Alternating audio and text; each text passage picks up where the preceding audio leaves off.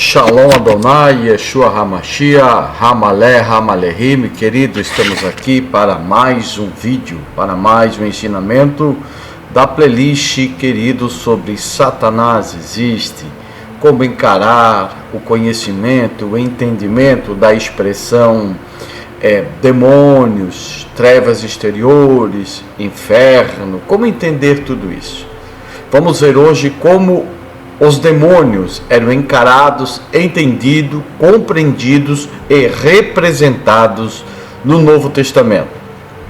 Para nós começarmos a entender como o Novo Testamento encarava e entendia esta palavra demônio e o que era demônios para eles, nós temos que ler 1 Samuel capítulo 16, verso 14, que é o pontapé inicial desta compreensão e representação de demônios no Novo Testamento, que diz assim: e o Espírito do Senhor retirou-se de Saul, e atormentava-o um espírito mau da parte do Senhor. Um espírito mau da parte do Senhor. Ou seja, o Espírito de Deus sai de Saul e um espírito mau, não diz que entrou em Saul, mas um espírito mau, um comportamento mau, uma reação que vinha do profundo do seu interior, o atormentava como uma forma de castigo. Daquele momento em diante, querido, as pessoas que observavam esse cenário começaram a associar doenças e problemas psicológicos a espíritos malignos e a demônios. Nós vemos também em Juízes, capítulo 9, verso 23, que diz assim: enviou Deus o mau espírito entre Abimeleque e os cidadãos de Siquém, e estes se houveram aleivosamente contra Amaleque, sendo espíritos comportamentais traiçoeiros contra Amaleque. E nós vemos mais uma vez que o espírito vinha da parte do Senhor, era uma permissão do Senhor, um espírito que agia na área comportamental das pessoas.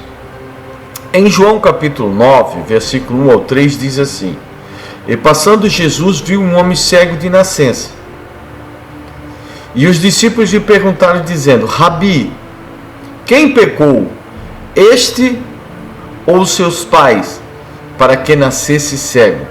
Jesus respondeu: nem ele pecou, nem os seus pais, mas foi assim para que se manifeste dele ou nele as obras de Deus. Querido, se este cego pecou, aqui a mentalidade das pessoas é que essa cegueira era um espírito mau que perturbava esse homem com a cegueira. Mas aqui não foi nem o pai e nem o cego que pecou, mas essa era a crença, essa era a concepção. As pessoas associavam o mal que acontecia às pessoas a um espírito mau, a um espírito maligno, a um espírito de enfermidade, a uma ação de um demônio na vida da pessoa, como foi na vida de Saul. Dá para você entender o que está acontecendo e o que nós devemos entender acerca da palavra de Deus? Em Marcos capítulo 3, verso 15, diz: e para que tivessem o poder de curar as enfermidades e expulsar os demônios. Jesus deu poder aos seus discípulos para quê? Para expulsar demônios e curar as enfermidades. Você vai ver que sempre enfermidades e demônios estão associados. Nós encontramos em Lucas capítulo 8, verso 2, que tem algumas mulheres que haviam sido curadas de quê? De espíritos malignos. Não se cura uma pessoa de espírito maligno, não se cura um demônio, porque os demônios eram vistos como enfermidade, doenças, males que atingiam as pessoas. E havia muitos sido curados de espíritos malignos e de enfermidades. Maria Madalena, das quais saíram 7 demônios. Então havia sido curada de espírito maligno. Não se, olha, preste atenção, não se cura demônio na pessoa, demônio se expulsa. Mas aqui está dizendo que foram curadas de espíritos malignos. Por quê? Porque esses espíritos sempre foram só na mente de pessoas que são desinformadas das escrituras, que associam isso a um ser metafísico, a um espírito que possessa a pessoa. Não, era uma doença, era um mal que atingia a pessoa e que eles atribuíam a um demônio, a um espírito que vinha da parte do Senhor e que estava ali castigando a pessoa. Em Lucas capítulo 9, 1, preste atenção, a gente tem que ler as escrituras e prestar atenção naquilo que a gente está lendo. E disse: e convocando seus 12 discípulos, deu-lhes virtude e poder sobre os demônios, para curar enfermidades. Ou seja, então, os demônios eram enfermidades que seriam curadas. Vamos ler de novo. E convocando seus 12 discípulos, deu-lhes virtude e poder sobre todos os demônios, para curar enfermidades. Então, esses demônios estão associados às enfermidades. Em Lucas 13, 11, preste bem atenção, porque as doenças eram vistas e entendidas na época de Jesus como um espírito de enfermidade e não uma entidade que possui uma pessoa. Veja o que diz Lucas 13, 11. E eis que estava ali uma mulher que tinha um espírito de enfermidade. Havia ali uma mulher que tinha um espírito de enfermidade. Ela tinha uma enfermidade que era vista como um espírito, como um demônio. Havia 18 anos e andava curvada e não podia de modo algum se endireitar. Aquela mulher tinha um espírito de enfermidade e não uma entidade, não um demônio que você precisa expulsar, mas uma doença que precisava ser curada.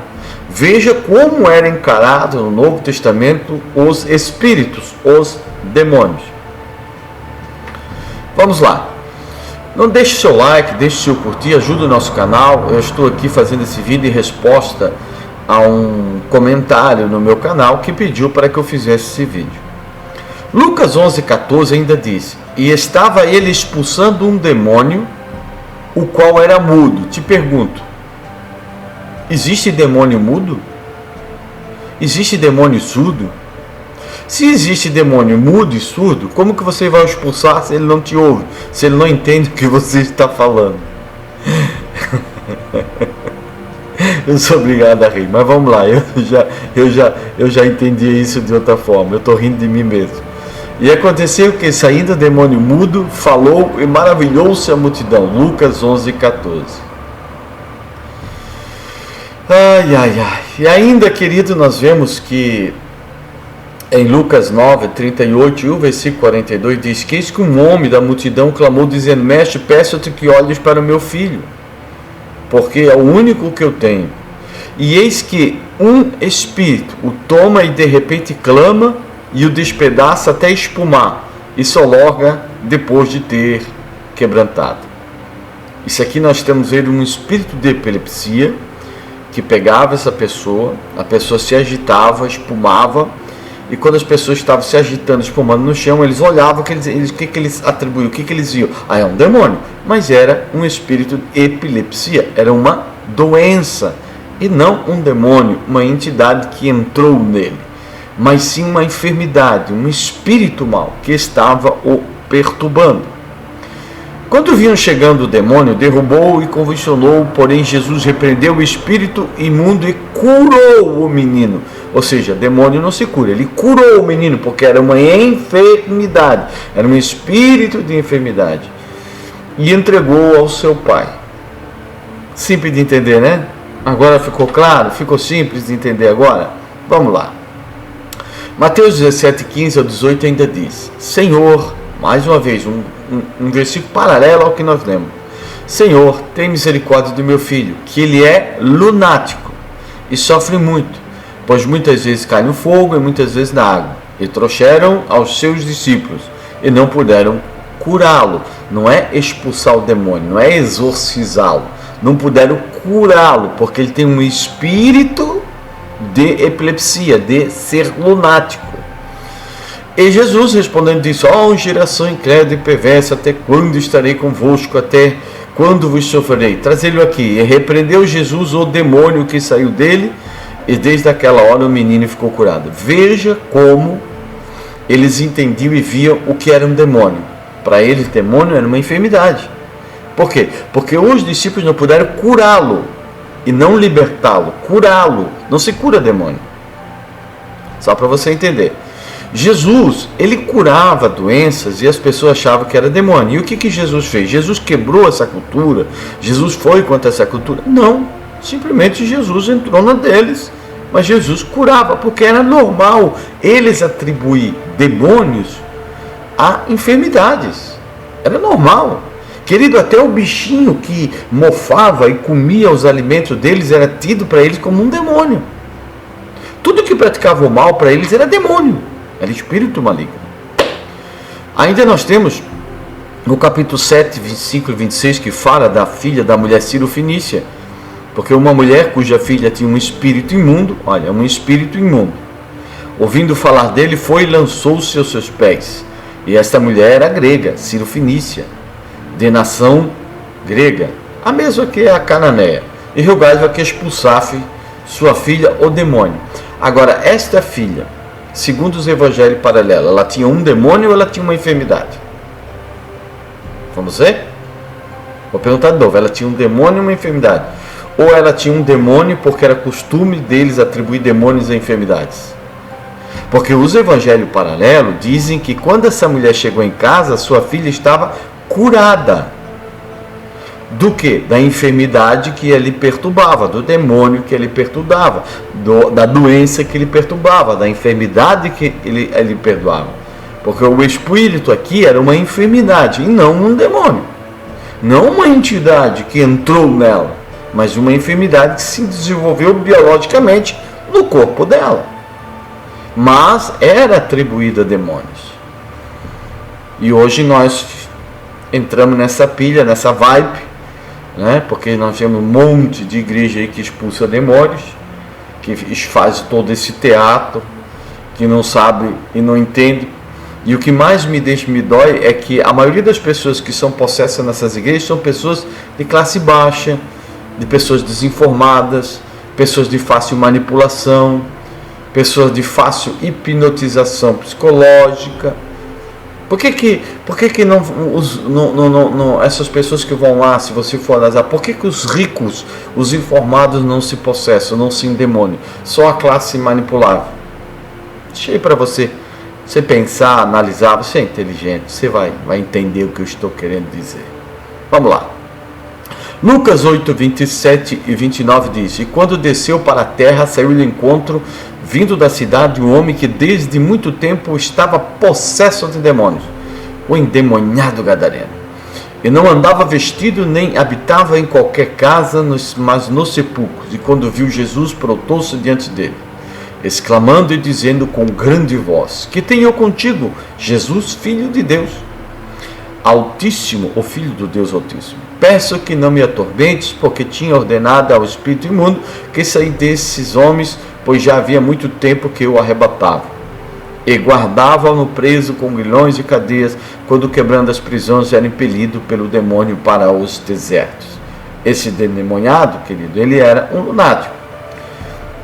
Se realmente essa narrativa ela foi literal e real, mas pela narrativa dos evangelhos de Marcos e o evangelho de Mateus, vemos que é impossível essa narrativa ser uma narrativa literal e histórica que aconteceu, porque se nós formos pegarmos Gerasa e Gadara e olharmos no mapa, nós vamos ver que para que esses porcos se atirassem no mar de Tiberíades ou no mar da Galileia, que é um grande lago, eles teriam que fazer uma marcha de praticamente de 30 a 50 quilômetros. E isso, querido, seria algo que ficaria marcado na história.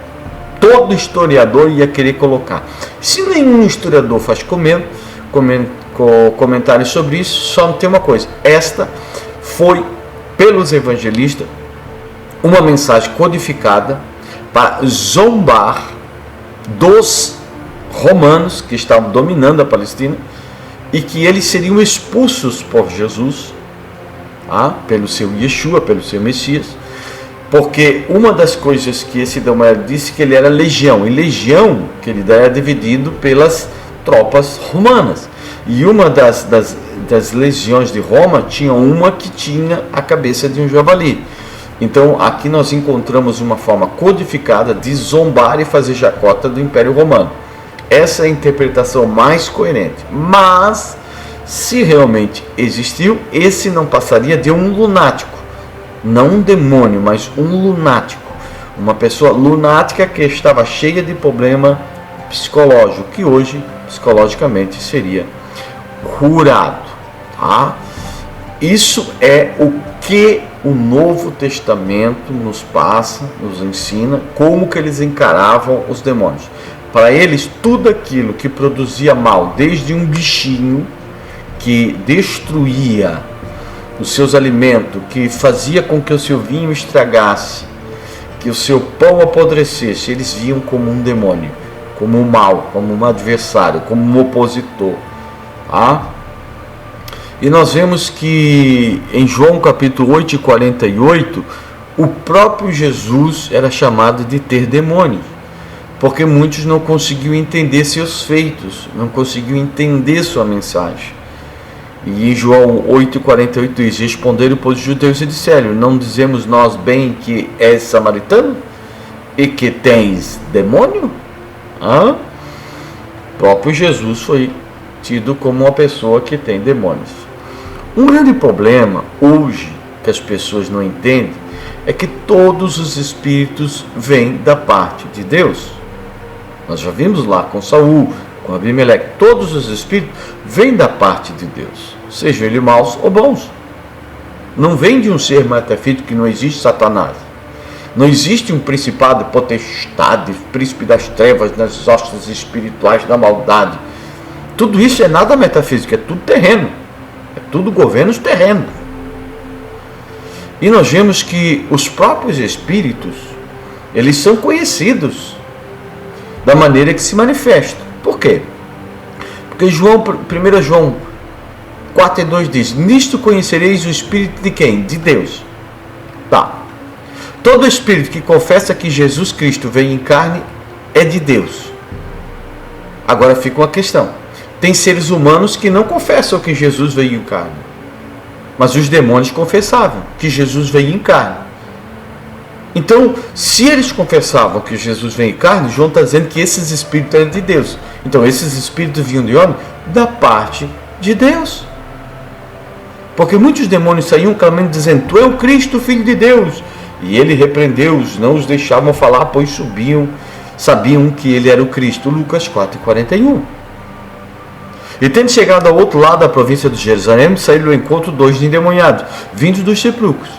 Tão ferozes eram que ninguém podia passar por aquele caminho. E eis que clamaram, dizendo: que temos nós contigo, Jesus, Filho de Deus? Vieste aqui nos atormentar? Os demônios reconheciam de Jesus. E os fariseus não reconheceram. Mateus 8, 28 e 29. Assim como o espírito mau que perturbava Saul vinha de Deus, assim eu preciso entender que todos os espíritos vêm de Deus e não de um ser mitológico chamado Satã. E todas as enfermidades, todos os males eram atribuídos do tempo de Jesus a demônios. Até o próprio Jesus foi chamado de ter demônios. Deixe seu like, deixe seu curtir. Está aí o seu pedido. Você que comentou no meu canal, que Deus te abençoe. Em nome de Yeshua, Hamashia, Ramalehim. Que Deus abençoe a todos.